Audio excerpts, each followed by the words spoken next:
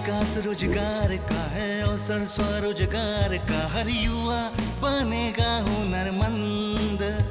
आगे बढ़ रहा है झारखंड, सुनहरे भविष्य का निर्माण हो रहा है। ऐतिहासिक नए दौर का उदय हो रहा है। नई सोच है, नई हवाएं, होंगी पूरी आशाएं। ये है नई दिशाएं, नई दिशाएं, ये है नई दिशाएं, नई दिशाएं।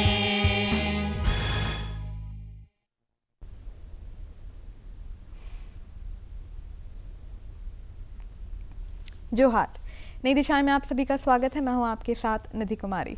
वर्ष 2020 में जब कोविड पैंडेमिक ने हमारे देश को हिट किया तो स्वास्थ्य के क्षेत्र के साथ जो एक मुख्य क्षेत्र जिस पर सबसे ज़्यादा इसका नकारात्मक प्रभाव देखा गया वो था एम्प्लॉयमेंट और लेबर का क्षेत्र। लाखों की संख्या में लोगों की नौकरियां चली गई। जो माइग्रेंट लेबर्स थे या फिर जो डेली वेज वर्कर्स थे, उनकी जो इनकम का स्रोत था वो पूरी तरीके से बंद हो गया। काफ़ी दयनीय स्थिति में हमने माइग्रेंट्स को अपने राज्य लौटते हुए देखा। खासतौर से अगर हम अपने राज्य झारखंड की बात करें तो यहाँ पे भी एम्प्लॉयमेंट के क्षेत्र में काफ़ी एक नेगेटिव इफेक्ट देखा गया कोविड का। Centre for monitoring the Indian economy की अगर हम कुछ स्टडीज़ पर ध्यान दें तो वर्ष 2021 में अप्रैल और मई के महीने में लगभग 2 करोड़ नौकरियां जो है वो चली गई। 97% जो हाउस होल्ड्स थे उनकी इनकम में एक डिक्लाइन देखने को मिला। आज की नई दिशाएं की इस कड़ी में हम चर्चा करेंगे कि हमारा जो राज्य है इस पर किस तरीके का अफेक्ट रहा है पैंडेमिक का, खासतौर से एम्प्लॉयमेंट में और लेबर के क्षेत्र में। जो माइग्रेंट्स हैं अभी प्रेजेंट में किस तरीके के स्ट्रगल्स का उनको सामना करना पड़ रहा है। राज्य में हम किस तरीके से उनके लिए एक अपॉर्चुनिटी क्रिएट कर सकते हैं। जिस एम्प्लॉयमेंट क्राइसिस में हमें जाना पड़ गया इस पैंडेमिक की वजह से, उससे बाउंस बैक कैसे किया जा सकता है, इस सब पर हम चर्चा करेंगे। चर्चा करने के लिए हमारे साथ स्टूडियो में आज मौजूद हैं economist doctor Harishwar Dayal. Doctor Harishwar, आपका बहुत बहुत स्वागत है हमारे कार्यक्रम में। सबसे पहले तो हम चाहेंगे कि जो हमारा राज्य झारखंड है, आप बताएं कि कोविड का हमारे जो इकोनॉमी में क्या कुछ असर रहा है एम्प्लॉयमेंट और लेबर के क्षेत्र में। बहुत बुरा। अगर हम पहले दौर की बात करें कोविड का, जो कि मार्च 2020 के अंतिम सप्ताह में शुरू हो गया था, तो उसका काफ़ी ख़राब असर पड़ा। एक तो बीमारी के कारण भी लोग प्रभावित हुए थे। श्रमिक काम नहीं कर पा रहे थे जो बीमार पड़े, जो नहीं बीमार पड़े उनमें डर काफ़ी था। और तीसरा जो लॉकडाउन हुआ वो काफ़ी स्ट्रिंजेंट लॉकडाउन था। अभी की कुछ स्टडी हुई है, जैसे ऑक्सफोर्ड यूनिवर्सिटी की एक स्टडी है जो कहता है कि वर्ल्ड में सबसे स्ट्रिंजेंट लॉकडाउन वो था। तो मूवमेंट में लोगों की परेशानी थी, वस्तुओं के आवाजाही में परेशानी हुई, रुकावटें हुई, तो उसके कारण जीविका काफ़ी प्रभावित हुआ। उस समय में सोचा भी गया था सरकार के लेवल पे कि नहीं, पहले जीवन बचाया जाए, उसके बाद जीविका को देखा जाएगा। लेकिन जीविका काफ़ी प्रभावित हुई, तो लाइवलीहुड अफेक्टेड हुआ, अनएम्प्लॉयमेंट हुआ, बढ़ा तेज़ी से। वर्कर्स बाहर निकलना शुरू कर दिए, रिवर्स माइग्रेशन हुआ। मेरे यहाँ से माइग्रेशन बहुत ज़्यादा है, श्रमिकों को अपॉर्चुनिटी उतनी नहीं है, तो इसलिए काफ़ी लोग, खास करके मौसमी जो श्रमिक हैं वो बाहर जाते हैं काम करने के लिए, उन सभी पर बहुत प्रभाव पड़ा। अगर हम जो सेक्टर्स हो गए इकॉनमी के, उसमें कौन से ऐसे मुख्य क्षेत्र थे जिनको सबसे ज़्यादा इसका ब्रण झेलना पड़ा? इनफैक्ट अगर हम लोग ऑर्गेनाइज्ड अनऑर्गेनाइज्ड की बात करें तो अनऑर्गेनाइज्ड सेक्टर था जो सबसे ज़्यादा प्रभावित हुआ। एक स्टडी हम लोगों ने किया था जिसमें देखा गया कि वैसे वर्कर्स जिनको सोशल सिक्योरिटी कुछ मिल नहीं रहा था, और यूजुअली वो वर्कर्स हैं जिनके पास रिटन कॉन्ट्रैक्ट नहीं है, या रिटन कॉन्ट्रैक्ट पुराना रिटन कॉन्ट्रैक्ट नहीं है, एम्प्लॉयर एम्प्लॉय रिलेशन पुराना नहीं है, तो वैसे वर्कर्स काफ़ी प्रभावित हुए। फिर वैसे सारे क्षेत्र काफ़ी प्रभावित हुए जहाँ पर क्लोज डिस्टेंस में काम करना पड़ता है, प्रॉक्सिमिटी में काम करना पड़ता है, क्योंकि वहाँ पर सोशल डिस्टेंसिंग मेंटेन करना था बीमारी से दूर भागने के लिए। तो जहाँ पर सोशल डिस्टेंसिंग नहीं मेंटेन हो सकता है वहाँ पर वो क्षेत्र भी काफ़ी प्रभावित हुए। जैसे मैन्युफैक्चरिंग सेक्टर, जो रजिस्टर्ड मैन्युफैक्चरिंग सेक्टर है वो प्रभावित हुआ, अनरजिस्टर्ड मैन्युफैक्चरिंग सेक्टर है वह भी प्रभावित हुआ, कंस्ट्रक्शन सेक्टर काफ़ी प्रभावित हुआ। तो यह भी था। लेकिन करीब करीब सारे क्षेत्र प्रभावित हुए कई कारणों से। एक है कि जब वस्तुओं की आवाजाही प्रभावित हुई तो सप्लाई चेन अफेक्टेड हो गया। तो सप्लाई चेन अफेक्टेड हो गया तो लोग अपनी वस्तुएं बेच नहीं पा रहे हैं या इनपुट्स नहीं मिल पा रहा है, तो उसके कारण परेशानी हुई, लोगों की आय कम हुई। आय कम हुई तो मांग बाज़ार में कम हुई। तो जबकि आवश्यक वस्तुएं थी जिसमें कोई रुकावट नहीं था, लेकिन उनके मांग में भी कमी हुई और उसको भी उसमें भी जो डील करने वाले जो लोग थे उनकी आय में भी प्रभाव पड़ा इसका। जैसा हमने कहा कि अनऑर्गेनाइज्ड जो सेक्टर्स हैं उनको भी थोड़ा ज़्यादा ब्रंट देखना पड़ा, लेकिन अगर हम अपने देश में नज़र भी डालेंगे तो जो ज़्यादा पॉपुलेशन है वो अभी अनऑर्गेनाइज्ड सेक्टर में ही काम कर रही है। ये तो थर्ड वेव है, अभी चांसेस है कि फोर्थ वेव भी हमें हिट कर सकता है। अगर हम पैंडेमिक की बात करें तो कोई प्रेडिक्शन नहीं है कि कब जाएगा। लोग कह रहे हैं कि अभी तो रहेगा ही, ठीक है, कुछ वैसा हम सोल्यूशन नहीं है इसका।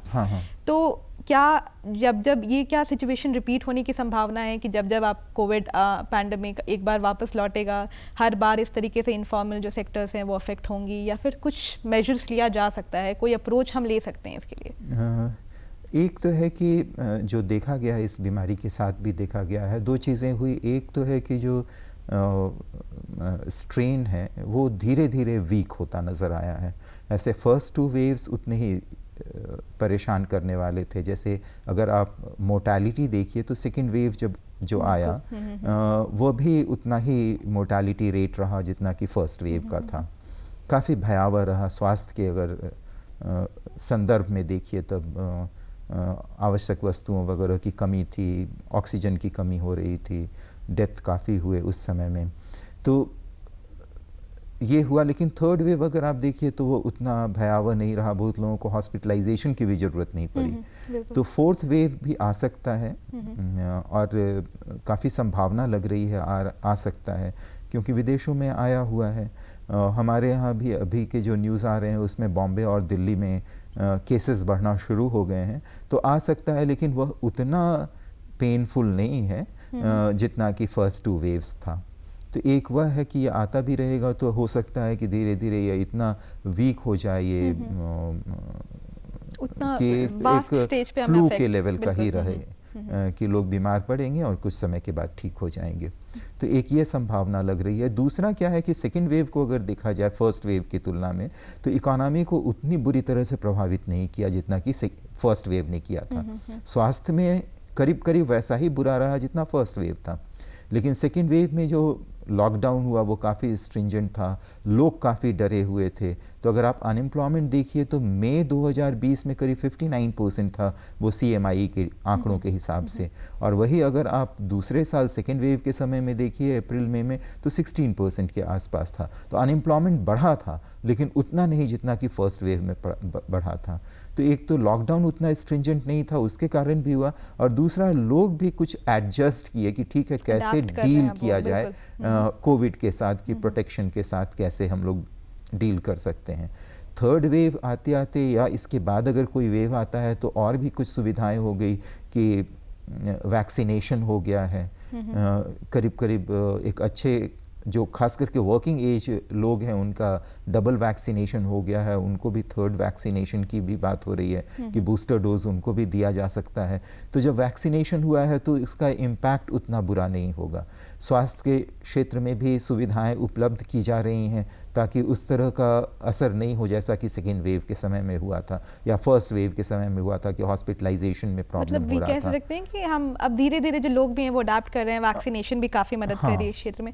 सर 2020 में जब कोविड पहली बार जब हिट किया था हमारे देश को, तो हमारे राज्य से काफ़ी संख्या में जो माइग्रेंट्स हैं वो दूसरे राज्य में जाते हैं काम करने के लिए। वो दृश्य बहुत भयावह था जब उन्हें खुद चलकर लौट कर आना पड़ा राज्य में। और अभी जो यहाँ पर राज्य में वो लौटे हुए हैं क्योंकि उतनी अभी अपॉर्चुनिटीज़ है नहीं, अभी भी क्रिएट नहीं हो पाई है।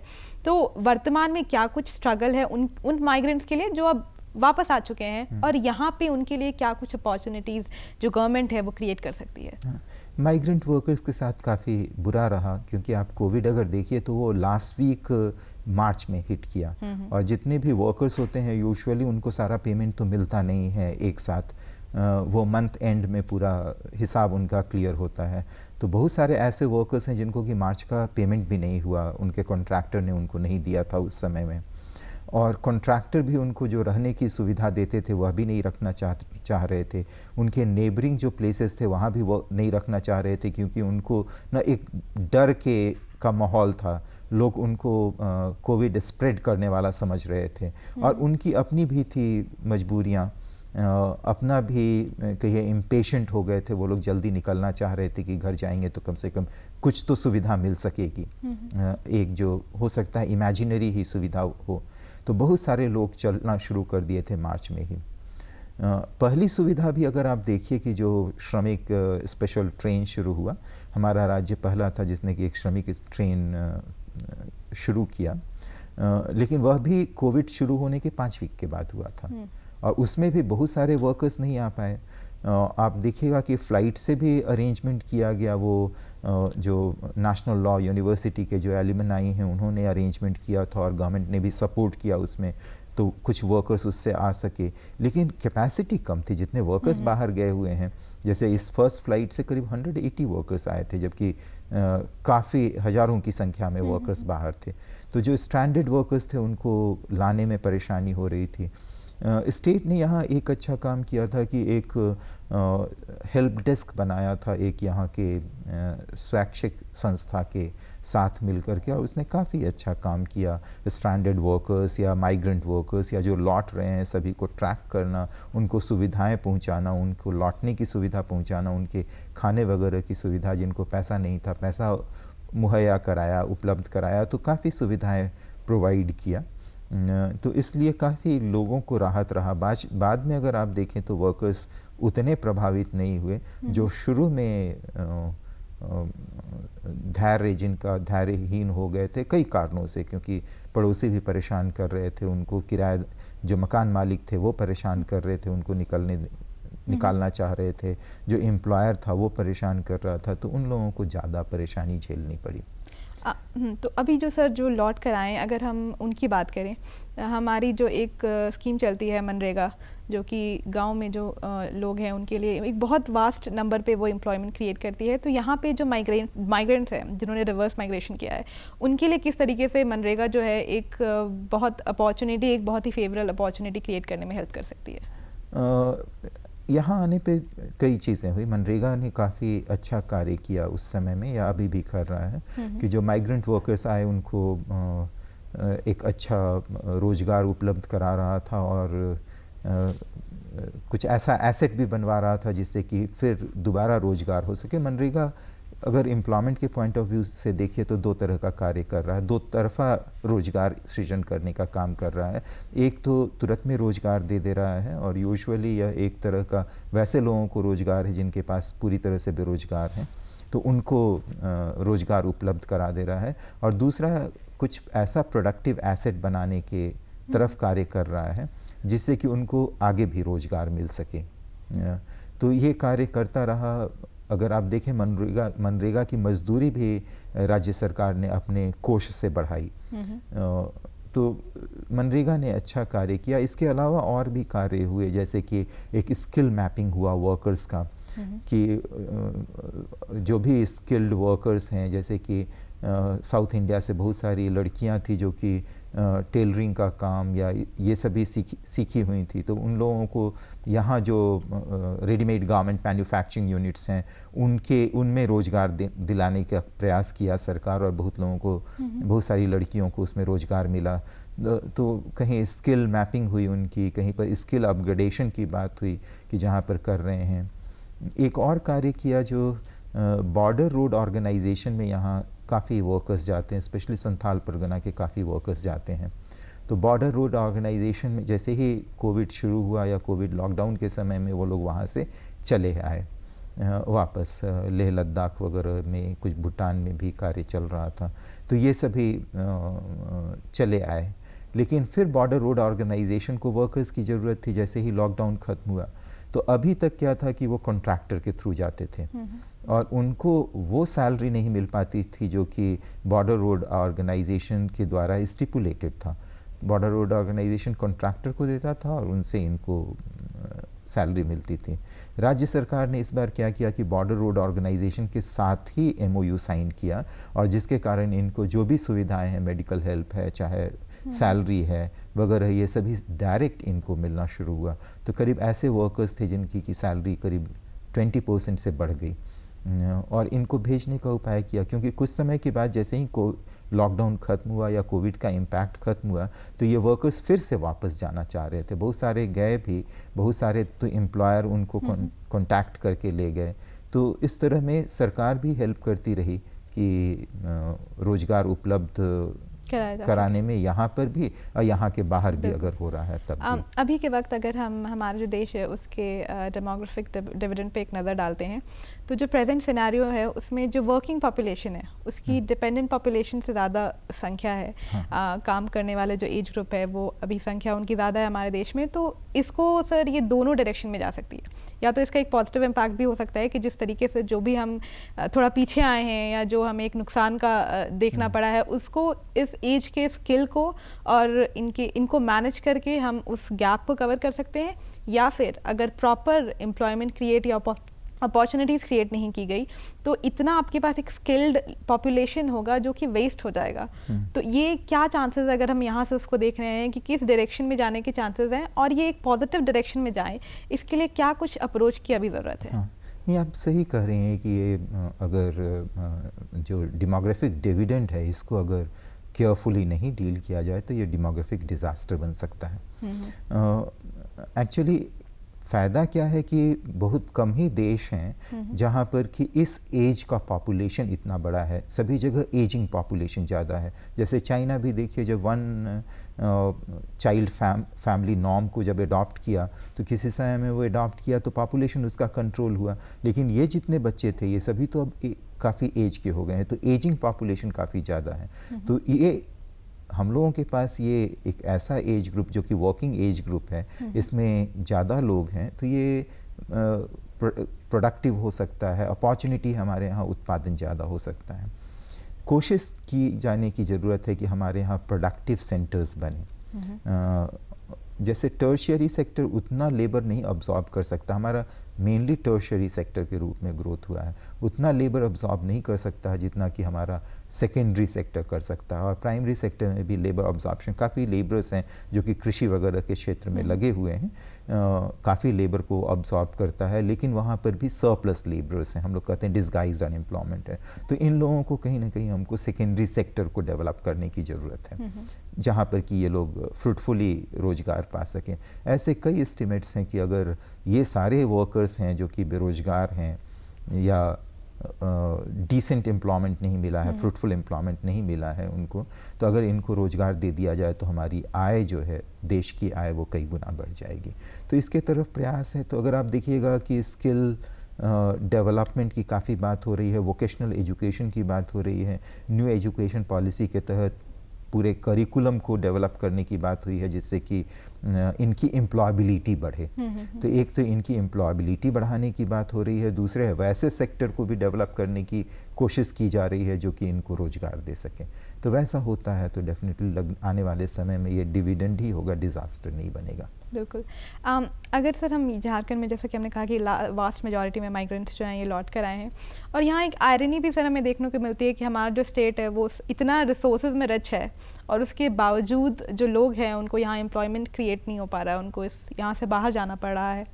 लेकिन अब जो ये लौट कर आए हैं, किस तरीके से, एक तो सर क्या कुछ वजह है कि हम उनके लिए क्रिएट नहीं कर पा रहे, रिसोर्सेज है लेकिन अपॉर्चुनिटीज़ उनको वैसे मिल नहीं पा रही है, और अभी किस तरीके से इस गैप को हम भर सकते हैं, क्योंकि लोग भी अब बाहर जाने में डर रहे हैं, थोड़ा सा एक फियर फैक्टर भी आ गया है कि वापस से ये सिचुएशन हो गया तो बहुत बुरी उनकी कंडीशन हो सकती है। तो यहाँ पर ही हम कैसे उनके लिए ये अपॉर्चुनिटीज़ या फिर रिसोर्सेज क्रिएट कर सकते हैं? आप सही कह रही हैं कि यहाँ पर उतनी अपॉर्चुनिटी डेवलप नहीं हो पाई रिसोर्स रिच होने के बाद भी, क्योंकि ये रिसोर्स रिच तो रहा है लेकिन वो रिसोर्स का यूटिलाइजेशन यहाँ नहीं हुआ, वो रिसोर्स को दूसरे राज्यों में भेजता रहा। जैसे लोहा और कोयला अगर आप बात करें तो ये लोहा और कोयला मुख्यतः अभी हमारे रिसोर्स हैं जो कि हैं, लेकिन दूसरे राज्यों में ये जा रहे हैं।